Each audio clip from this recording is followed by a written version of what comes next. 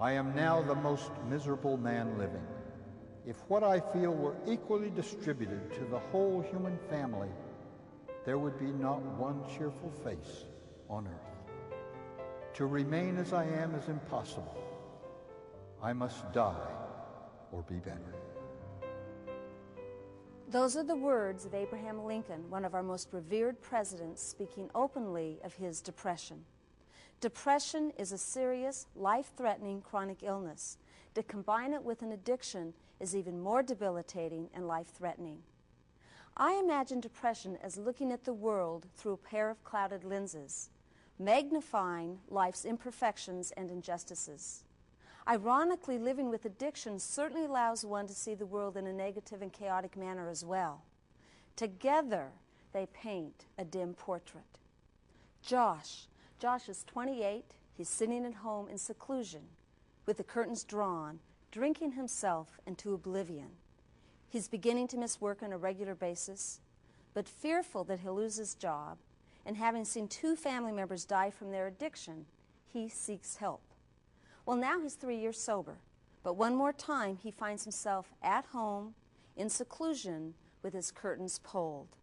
Though he's not drinking, he is in absolute despair. One more time, Josh reaches out for help. This time he'll be treated for his depression, a depression that has been there prior to getting sober, but not recognized. Winona, after many years of drinking and using, Winona hits her bottom. She calls a family member who's in recovery, and he takes her to her first 12-step meeting. She remembers the laughter. She identifies with the feelings shared.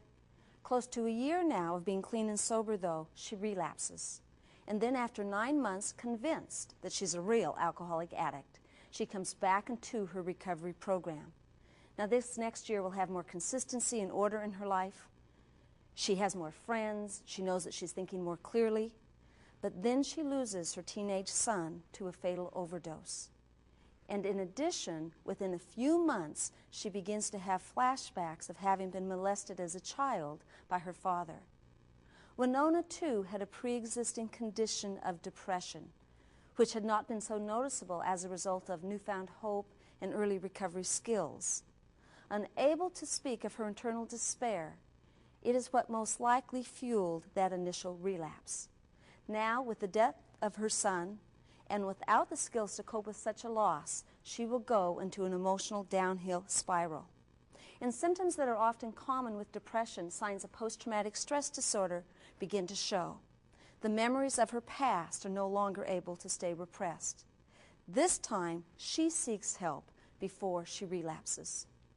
Ronnie, after being 10 years clean and sober, Ronnie recognizes that things are not as they should be. He has stayed sober, he's continued in a recovery program, but he's had a lot of shame-based secrets about sexual acting out and money. In despair of losing his sobriety and his marriage, he seeks help. The difference this time is that his multi-addictions, his money disorders, and his sexual addiction are addressed, not just his substance abuse. But depression was not assessed or recognized. Now, within months into his recovery, he is manifesting a very blatant depression. What all 3, Josh, Winona, and Ronnie, have in common is that they are, 1, alcoholics and addicts, 2, want recovery, and 3, they reach out and ask for help. And they have an additional diagnosis. 4th, they are depressed. And that gives them another commonality, and that is with the founder of Alcoholics Anonymous, Bill Wilson. The following are remarks. They are excerpts from a letter that Bill Wilson wrote to an early California AA member in 1958. I think that many oldsters who have put our AA booze cure to severe but successful test still find they often lack emotional sobriety. Peace and joy still eludes us. That is the place so many of us AA oldsters have come to. It's a hell of a spot, literally. Last autumn, depression almost took me to the cleaners. I began to be scared that I was in for another long chronic spell.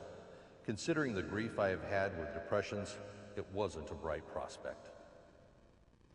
As true for Josh, Winona, and Ronnie, Bill W. would also seek professional help for his depression. Historically, the addiction field treated the addiction, often ignoring depression, while the mental health and psychiatry fields have attempted to treat depression, often ignoring the addiction. To experience recovery from either, we must recognize the possibility of this co-occurring disorder.